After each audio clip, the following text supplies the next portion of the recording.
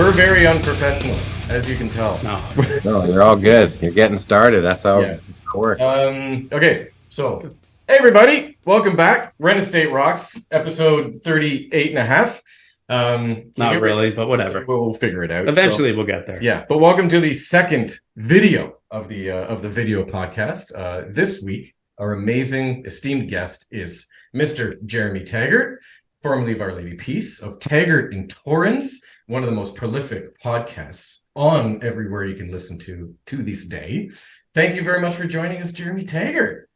Thanks for having me. It's a pleasure to be on the show and chat about all wonderful things in the real estate / renovation world. Absolutely. That's the play. That's what this whole thing is about. So, as Mr. Cross, Alan Cross, on a previous episode had said, I've never done a real estate episode interview before. So we're hoping maybe this is the first one too. Although you have some experience. Well, I've done like print things where like when we were selling our house, like had like the paper come and do a story on it, but that's more like promotion, right? So yeah. And the deck show and you have a very like that. That's kind of more like you're trying to get.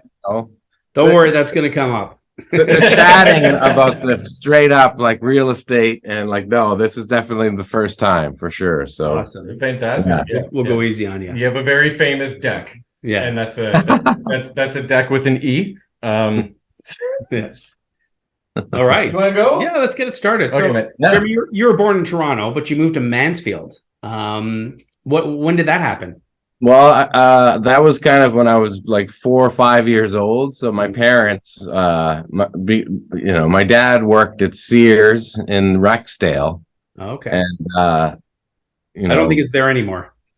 No, it's not. It's been knocked down. And he was probably he was actually the last employee that they had there. Like it was an empty building he worked in maintenance for 21 years. But,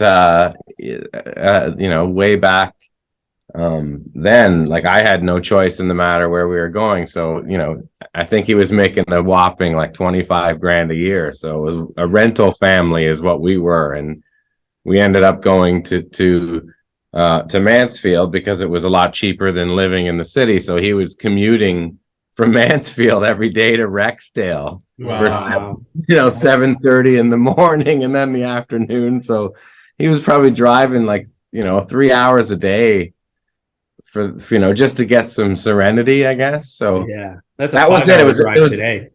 It was it's a beautiful place and it's nice and quiet. So that's what the reasoning was. We didn't live there long. There was a lot of darting around other places in Southern Ontario. Okay. But that was the first actually that, there was the first house that they purchased. Oh, okay. And that's, back then, like, I think the house was like $47,000 or something like that. So they put a few grand down on it. And then that was when the mortgage rates just went to like 18%. This is like 1980. Yeah. Around that area, like they went crazy and they got that. Yeah, 12% was a good deal back then. Yeah, man.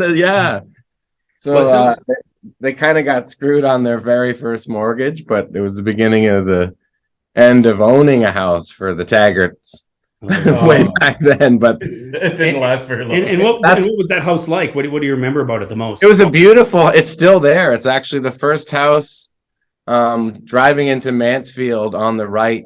You'll see like there's a little red barn and then there's a subdivision and it's the first white bungalow with like a red roof, something like similar to that, facing the highway there. Yeah. No, was it a new build then, or was it a previous? Yeah, it was probably built in the 70s, maybe. Maybe so late relatively 50s. Yeah. But like a classic kind of bungalow side split vibes, probably, with the nice porch at the front and the back, a huge backyard to the highway there. But it was a nice spot. Yeah, it was where I kind of we lived there for a good chunk and then darted after, but we lived there for a good 6, almost 7 years. So I was 5 and then 12, so pretty formative time of your life to grow up Yeah. and a great place. I learned to play baseball there and learned all kinds of great things. So it's that was the beginning and the end of the owning a house for my parents. The next house they had was the one that I bought them for when Our Lady Peace started to crack. Oh wow, Oh, that's amazing. So that's awesome. What did you buy them? Where was it? Well, I mean, I guess it's quite a skip from me starting the band when I would join the band, but we living in a small apartment on Weston Road, 1-bedroom apartment with me and my 2 brothers. It was just not great financially from my parents. And so basically, once the band started picking up, that I bought a house for them in Rexdale, so my dad didn't have to. So you didn't have to commute so much. Amazing. Yeah, right on. Is it Allenby, I believe? The little. I know exactly, right parallel to the 401. Yeah. Those kind of wartime houses there. Yeah, they're great. Yeah, there's a giant Costco going in across the street right now. Yeah. Yeah, it was right near the arena. There's the White Arena. Yeah, I know it. And the Legion was like the backyard of their house. There's a Legion there too. Yeah. So anyway, I purchased that house for them, and I lived in there for a while, and then I ended up moving out, and I bought a loft downtown at Richmond and Sherbourne. Back then, it was 1,100 square feet for 110 grand. Wow! Wow! $1,000. That was like 1.1 million. That was probably 1997, 98, 97. So and that's clumsy era then, yes? Yeah, and then I ended up selling it a few years later and buying a house in Oak Ridges, but I sold it for like $240 or something, not that far after, a few years, and it was double my money. Oh yeah, for sure. Yeah, like that. But imagine I held on to that 1,100 square foot, right? And it was the I think it was a glasses factory or something like that, but right at Richmond and Sherbourne, right at the corner there. Yeah. The Imperial Lofts. That would Imperial Lofts. Yeah, that's awesome. So the first house you bought then technically was for your parents. It wasn't even for you. Yes. Yeah. Yeah. You're a better son than us. Well, I mean, if you were living the way they were and had the means, it's like how the hell else could you do it? I mean, maybe renting them something, but whatever. It was right. It was a good idea at the time, and it made sense to do it because it gave them some stability. And they eventually sold that place and moved up north, so it ended up being good for them as well. Excellent. That's great. And so now your dad was a drummer. So in the Mansfield house, I would imagine that there was some space for it. But how did that dynamic work also with you drumming in that little tiny place that you guys all shared? Yeah, there was no. I mean, my dad quit professionally drumming in '79 and like destroyed his drums. That was it. Like, because he didn't have a gig for New Year's, and he had a really bad temper, and it was like a classic. One of those scenes in a movie where he just like destroyed everything, just went crazy. I've had enough. Yeah. So I was 4 years old or something at that time. So I just remember the volume and the sound and like just the disastrous sound in the basement. But we never had drums in any of the houses growing up. So I did start playing drums at that time, but I had a studio at rehearsal space at Rumblefish Studios in Rexdale. Okay. And on near Highway 27 near the Nag's Head there. Oh, there you go. Yeah, remember the Nag's Head out in Rexdale? Yeah. That's fantastic. But so it's good. You had a place to go. So I had a place to. Yeah, I think it was a great deal. I think it was like $50 a month if you were a drummer or something like that. It was wicked. So it was Dave Caravaggio was the guy that ran the place, but it was a great way for me to be able to continue getting practicing. Yeah. Right. Well, yeah, without having to have a noise. Yeah, because obviously you auditioned for Our Lady Peace at 17 years old, So Yeah. you got in a lot of practice, right? Where were you living at that point? Where was your Well, family? I didn't start drumming until I was 14, and that was when we lived in Barrie in an apartment, and that was okay. So now we're in Barrie. yeah, I'm in Barrie, and I'm playing drums in the apartment, and the neighbor that lives downstairs is not feeling that at all. So then we went from Barrie to Toronto, and that's when we started. We lived in a couple different apartments, but they were both on Weston Road. And I tried playing drums in the first apartment, but that stopped. I was literally bringing my drums out to the park behind the church on Weston Road, just south of Finch. Or just in a field. Yeah. And even I would always, it would be cool for a little while, and then all of a sudden someone would tell me to shut up and stop. So it wasn't until I finally got to the Rumblefish Studios there that I had a good spot to practice. But I practiced all the time and for literally 12 hours a day once I got into that space for a couple of years at least, and that's what kind of helped me at least be able to have an understanding to be a professional musician. Oh, absolutely. Yeah. But it's like as you say, as one that teaches, putting in the time is everything. Right? Yeah. There's no way around it. You can't fake drumming. No. Yeah. Me growing up as a pianist, that's somebody who plays piano. Just for those that don't know at home. If you have a certain talent in something, every kid growing up that plays piano goes through these moments in time where it's months or even weeks where they don't practice, but they've kind of built themselves enough that they've learned to fake their way through, right? So they can do that, right? You can't do that with drumming, though. It's not possible, right? The time's got to go in, right? Well, I think any instrument that really relies on rhythm, you can't fake it. Just be there, and even if you don't know anything about music, when it's off, when it's not exactly. right. It doesn't feel like you can dance to it. Yeah. That's everything. You can't lie. No, definitely not. I like the drums, playing the drums outside in the park. That gives me an idea for an amazing book, Paradiddles in Sunshine. Oh yeah. Well, I did it at night so nobody could see me. Paradiddles in the moonlight. Coming to Amazon Books because if you're at least at night, like there was apartment buildings around that could, if they can't see you, to throw things at you. Yeah, true. So around 2000 so your amazing view of your parking lot in the Sherbourne area, you decide that this isn't enough and you want to branch out some more space. So that's when now we have the Lake Wilcox cottage, right? That's when that's purchased. So is Lisa, which is your wife, is she in the picture here at this point? Yeah. Not yet. Okay. I moved up there, and I had a girlfriend at the time where I moved in there with, and it was literally just a cottage sized with a small little renovation that had been put on it, 2 stories on the back of a single story little kind of cottage sized house.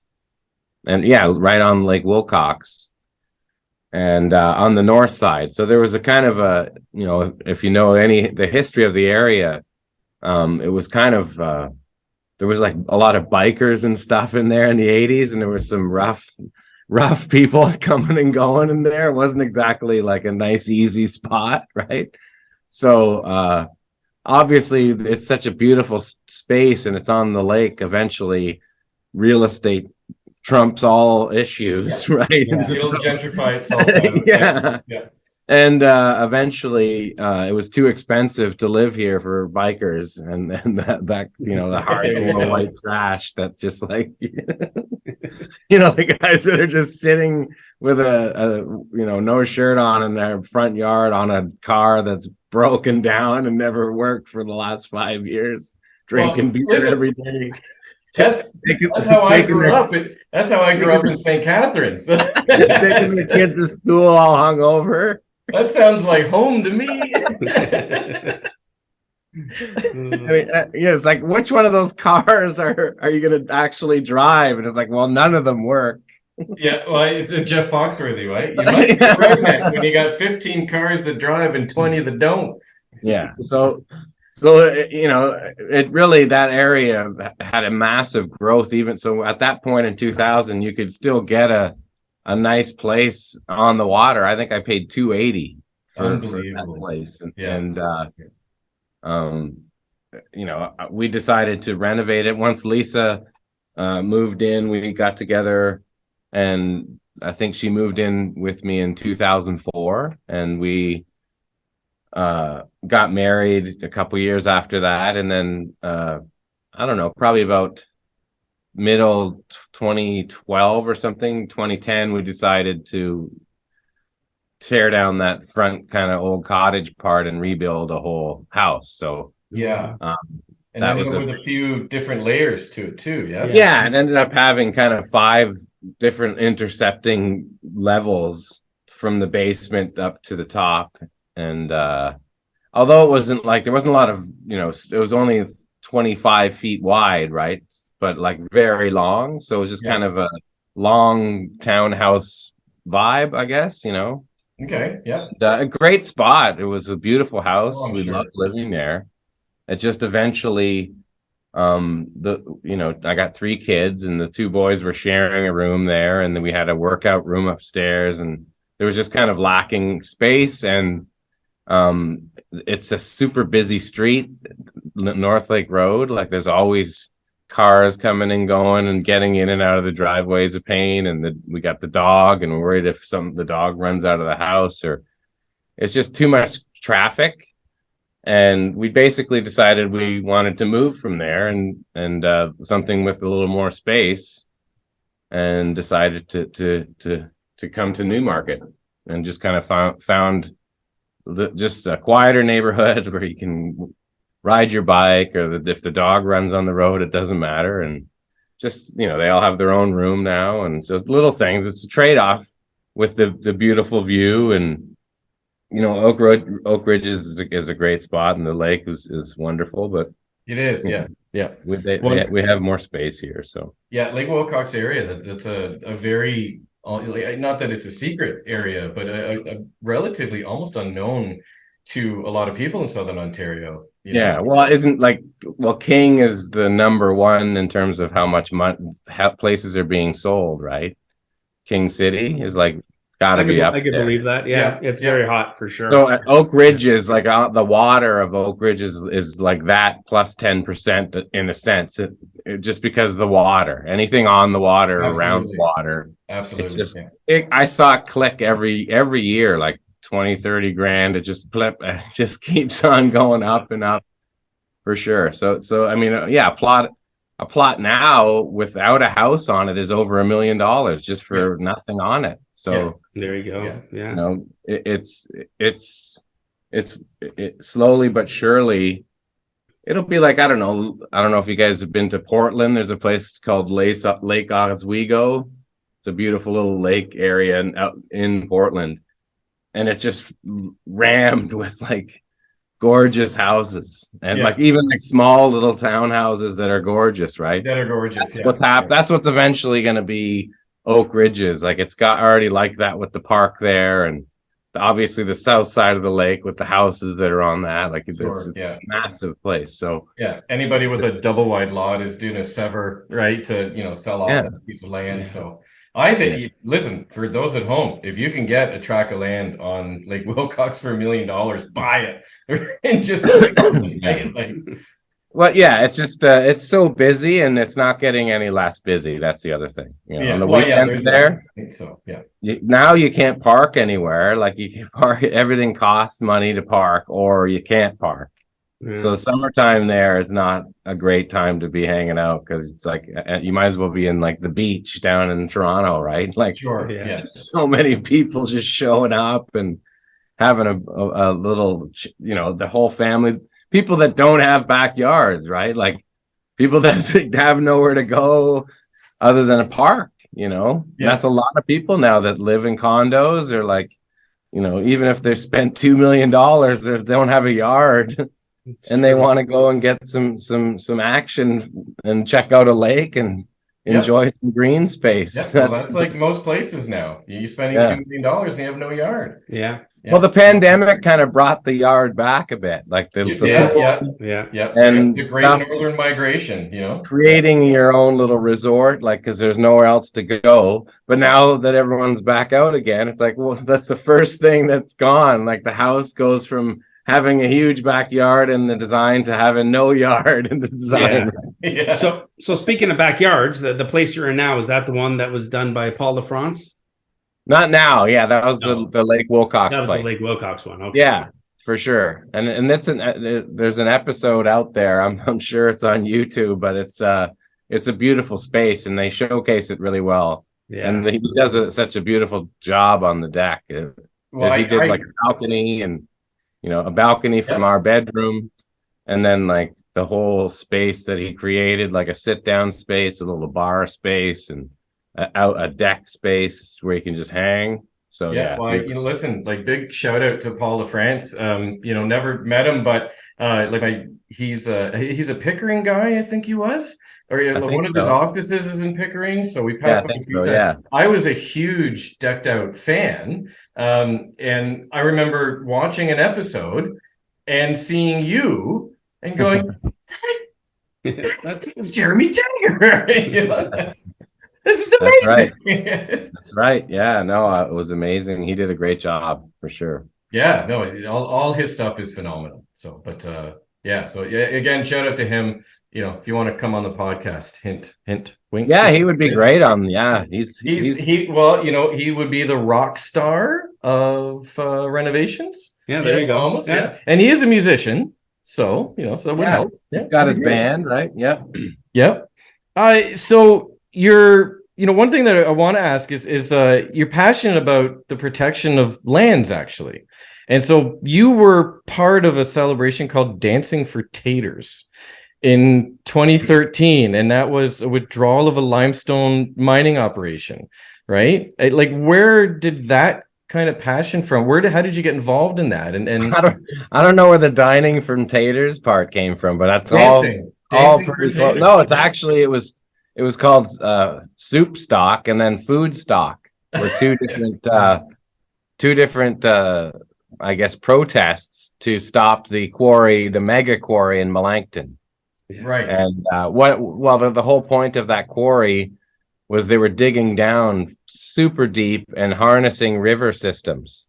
So the 6 river systems that would go into the aquifer underneath, like all that limestone that they want to take out, is kind of what they say they want, but they wanted to start harnessing those rivers, man, and just taking like 1.8 million gallons of water every day away from the river systems, right, and sell it to America, because it was owned by a hedge fund called Baupost Group from Boston that were they had billions in equity throughout all these different rich people.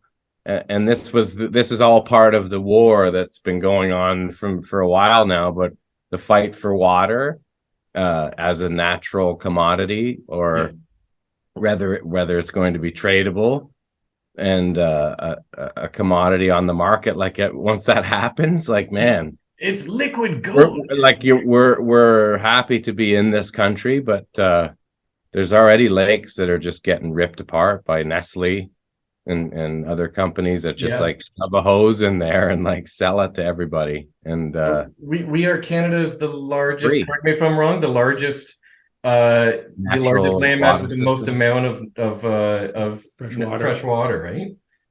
Gotta be. It's up there. I'm sure Russia has plenty as well. Yeah. but not much coming from Russia. There's a lot of watersheds. You see it happening in America. There was a massive watershed in Southern California that was purchased, and they said they just wanted to use it to have cows range free. But there's these massive watersheds that are massively important for the Southwest American states to have water, and it's already getting more and more difficult down there. So yeah, I've done everything I can to fight for water, and it's in wherever. It's amazing. Yeah. I used to live in that area, so I kind of hit home harder because I knew people involved locally.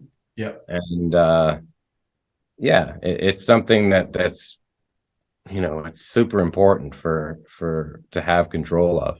Yeah, well, we're blessed to have people like you that can take what you have and be able to use that to help people that can't.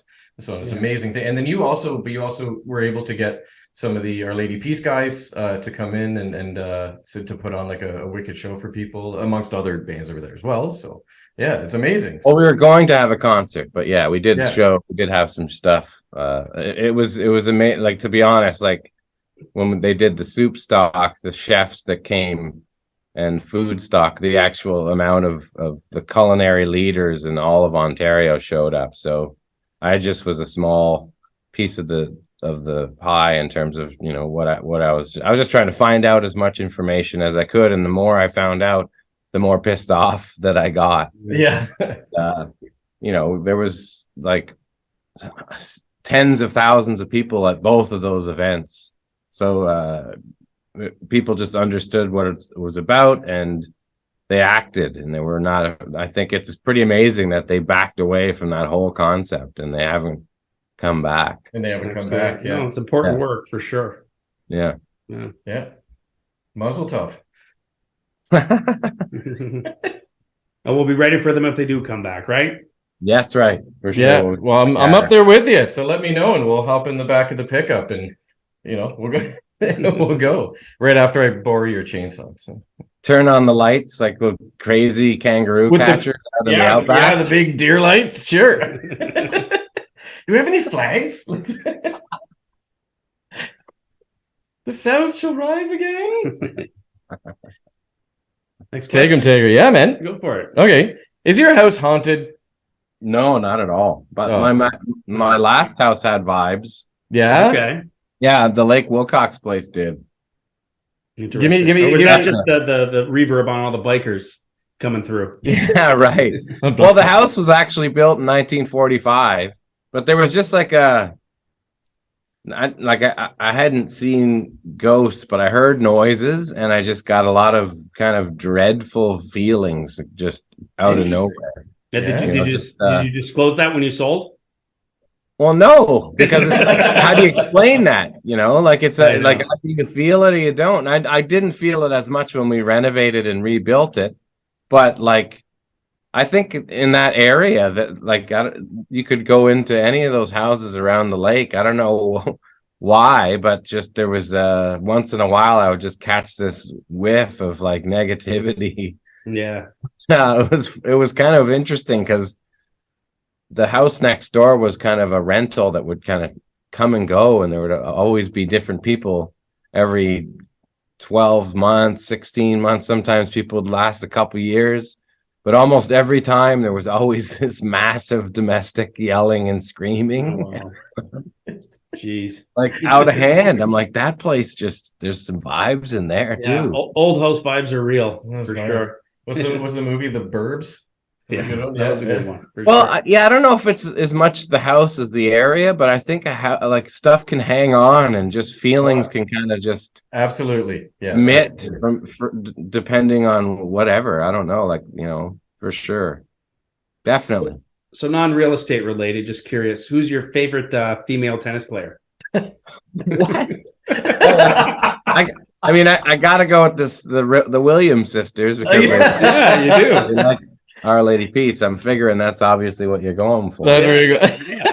How cool is that, right? That the Williams. It is cool. They used to come to shows, and I'm sure they still come to shows now. But they would say that they that how they would practice and listen to our music and records when they're practicing all the time. So that's pretty cool. Did you ever get to meet them or no? Yeah, definitely. That's what I mean. They used to come to shows and like come on the bus and hang out for a while and say hi, and just like they were super sweet, and I mean, they were already massively popular at the time, Right. and Well, right from the start, they were almost so. yeah, and they're just very down to earth, like just super nice. Like at that movie, I don't know if you saw it, but they really portray them in that manner really well, for sure. Mhm. Like Yeah. super sweet, Pretty people. awesome story.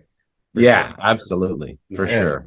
So you And again, another example of hard work. Like, come on. Yeah. exactly put the time in, people. Right. That's what Yeah. it is. So Yeah. So you had infamously some rescued stained glass fixtures in the house at the Lake Wilcox one.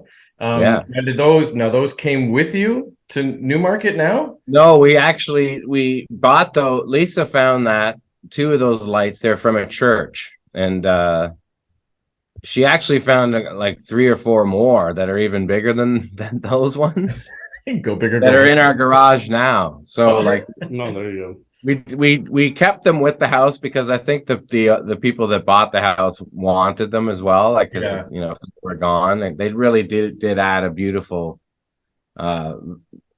They tied the house together in a way, because there was one right at the front when you open the door on the foyer, and then there was another one on the way up the stairs, and they were both matching. So it kind of It gave you like the flow to it. Yeah. Yeah. definitely, yeah, and they're really nice, and they had a great energy, and yeah, kind of balanced out the weirdness. There you go. Yeah. I guess No, go ahead. Yeah, next thing I want to know is Superman really dead? I think, yeah, for sure. Follow-up question, or is it just in my head?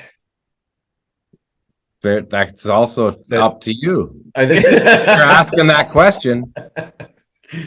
How am I supposed to know? Can we get It's like, believe me, that guy, those lyrics don't make sense to me then, and they don't make sense. All right, there you go then.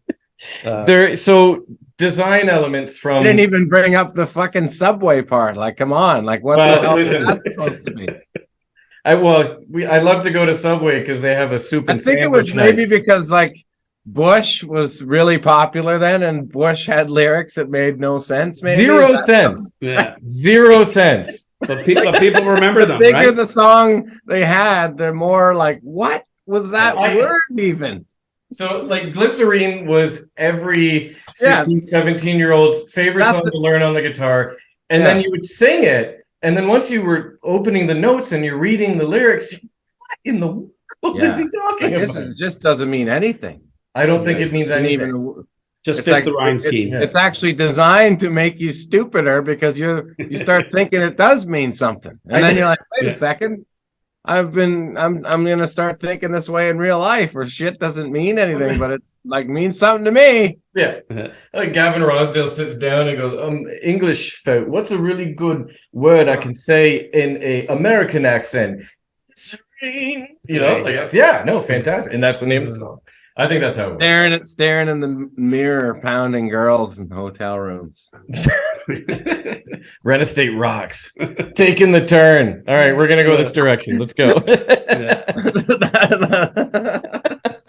Speaking of staring in a mirror and pounding at girls, who does the cooking in your house? Jeez. Lisa mostly. I fire up the barbecue. Yeah. I get the broil king going. Nice. But yeah, no, we definitely love cooking, and we enjoy it for sure. Beauty. What's so barbecue pedigree then? Where are you in that stand? What's your favorite thing to do? Do you like to get adventurous, or is it more like, nah, give me a steak and throw it on? Yeah, I'm not like, oh, these things have been going since 2:00 last night. Like, I'm not that guy at all. No way. I mean, it's more marinade, maybe. Like, I'm more that into marinades and into putting stuff and marinating it for a good amount of time. But the barbecue is more just about kind of trying not to burn anything and making sure it's cooked properly. That's the play. And you're, I don't know, I'm not an expert, but it's like it seems like it's always it's always a slippery slope every time. There's no, oh, this is how it's going to be and it's going to be ready. And you close it and think you're fine. And because you open it up and all of a sudden there was this big fire right underneath one of the steaks and it's like fucking completely black. No. So yeah, you got to be you're rolling the dice. You got to kind of keep an eye on things. So I have a constant battle with my wife about the barbecue because I barbecue 365. If there's 100 feet of snow, I'm digging and I'm going at the barbecue. Wow, really? Okay. But she's even at like minus 37 and there's like 10 people inside waiting for dinner and I'm out there and I'm having a couple drinks and the barbecue lid is open. And she's like, why close it? It cooks faster. I'm like, yeah, but that's not barbecue. That's just ovening. It has to be open. It's my thing. No, barbecue has to be open all the time. No, don't close the barbecue. That's just me. Everyone has their opinion. I'm gonna get ragged on that for sure on Instagram. How about this one? Are you like this is what I do all the time, and it's like I feel like I might have to go to like not an AA but a barbecue A meeting. Barbecue rehab.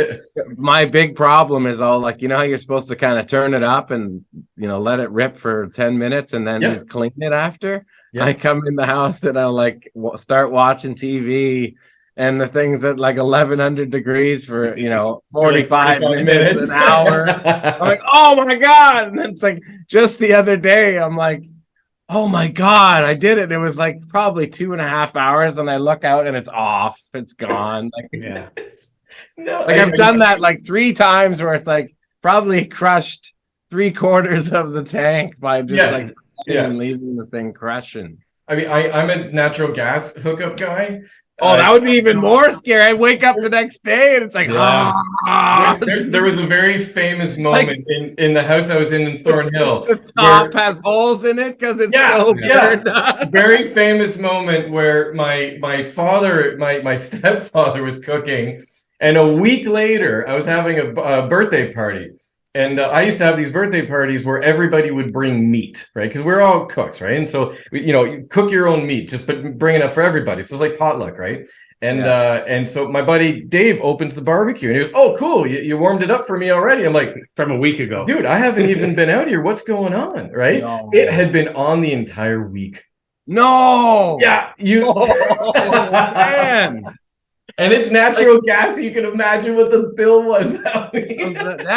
That's crazy, man. That was probably like 5 times your house bill. It was it was insane. So ever since then, if you're done with the barbecue, please turn the gas valve off, right? Like, I know, but it's that they don't have auto shut off technology. No, I know, but it's because it's supposed to be able to cook for 12 hours, right? Everyone's firing it up and putting it at 250 and putting something brisket in there and going to bed or whatever. That's fine. Yeah, but like that little 10 minutes of really cooking it so you don't have to clean it off and everything's clean and white. Well, exactly. Listen, you have so kind of start to wrap up. Canadianity, if that's pronounced correctly.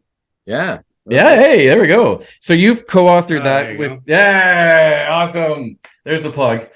Tales from the True North, Strong and Freezing. So that's your podcast co-host, Jonathan Torrens. J-Rock. J-Rock, as we know him. I think fondly of him from Jonavision. So speaking of so you guys did this whole cross Canada research into places to eat, places to go, basically exploring our country as Canadians and finding little things about that. So what was that research like, and what was it that you guys did? And give me like a top 3 kind of like favorite places you guys were at. Well, it's kind of biographical in a sense, because it's more about like our experiences touring the country. So like each province we've been to them all, so we were just each province trying to tell our favorite tales from those places, and then with that we thought it would be important to maybe come up with some some good food ideas for each place, and maybe make it a little more fun and almost touristy with trying to involve as many elements as we could. We even had our the bods, as we call them, the fans of the podcast, send in all their favorite things and included clips with some of their favorite things, or testimonials and stuff like that. So it's actually a great toilet read, to be honest, because it's like you sit there and you have a couple laughs.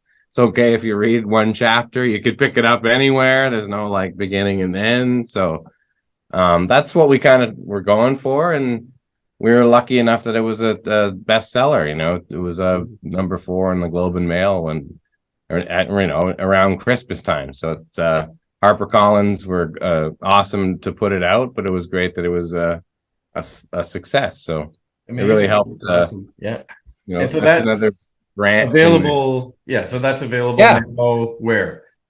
Well, any bookstore goes or whatever. Also on Amazon, but also on Audible. It's an audio book on there too. So did you guys do the recording? Yeah, we did. Fantastic. Yeah, that's the way to go then. Yeah, for sure. Yeah, the audio book. It was actually a number 1 on Audible. Nice. So it did well there too. So congratulations. That's great. That's awesome. Thanks. Here we are. We appreciate your time today. Hope it was fun. It was fun for us. Hope it was fun for you. Yeah, it was for sure. Definitely. Yeah, man.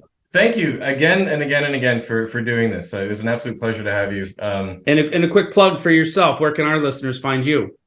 I think Taggartandtorrens.ca for anything with the podcast, but I'm on Twitter at Taggart7 or on Instagram at TAGGAR7.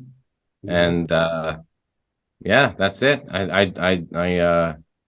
I do a little bit of everything when it comes to drumming. So, fantastic. As well as lessons. Lessons, yes. We got one of my good students, and I appreciate that. Yeah, exactly. the guy with the guitars behind him. Yeah, exactly. which are also mine. So yeah. No, it's good. It's good. It's that's fun. That's fun for me to do that as well. But anyway, it's another thing that I do. And other than that, I hang out with my family here. And thanks for having me on, boys. It was you're welcome. Thank you so much. Thank you Appreciate so much. it. Again, you can find us at Renostaterocks. We're on the Facebook and the Instagram, renostaterocks@gmail.com. And thank you again, everybody. This has been picking up speed lately, so we're actually starting to get listeners writing in and giving us compliments. So far, all good. So we're very happy. Thanks to everyone for the journey. Again, thank you to Jeremy Taggart for being with us, and we'll see you on the next one. Rock on, people. Cheers.